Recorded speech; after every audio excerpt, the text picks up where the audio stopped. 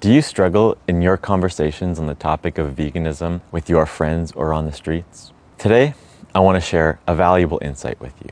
The power of the foundation behind your activism. Veganism, as first defined by Leslie Cross in the 1950s, is the doctrine that humans should live without exploiting other animals. This definition is powerful because it addresses the root of all abuse, suffering, and violence, and specifically targets the mindset that people hold that views animals as resources, objects, and commodities. It challenges the mindset that animals exist for us to use and benefit in any way. When we focus our activism around reducing harm or reducing suffering or reducing killing, it allows for compromises and half measures, sending a message that some level of exploitation is acceptable, or that there may be an actual proper way to use an animal. But the reality is, animals exist for their own purpose. They do not exist for us to use and benefit from. Using terms like reducing suffering or reducing harm or killing or abuse does not challenge them to rethink the human relationship with animals. By framing veganism as a moral imperative, you push for a complete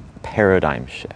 You are demanding an end to an injustice and a revolution in how humans and animals can live on this earth today. Let's consider some of the common arguments that we might hear. When veganism is framed as a reducing of harm, killing, or suffering, these arguments may actually seem compelling and might actually be considered valid. That is why they come up in the first place. But when focusing on Leslie Cross's definition as our foundation, these arguments can simply be dismissed as irrelevant to the movement. In crop deaths, for example, animals are not seen as objects or as resources, which is what leads to these incidental deaths. And the same for lions. They are not humans. Therefore, they are not within the scope of definition because veganism is about the relationship between humans and animals. Do you see where I'm going and how these arguments simply become invalid and we can simply dismiss them as not even relating to the topic of veganism once we understand what veganism is actually fighting for?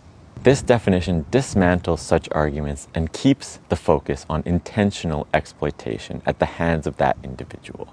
It prevents you from needing to entertain all these excuses, arguing about things that don't actually relate to the topic of veganism, and keeps your mental health in check.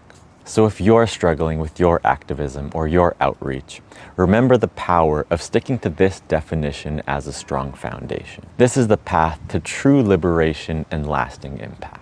I will be making more videos like this, helping you with your outreach and your messaging. If you thought this was valuable, follow me for more.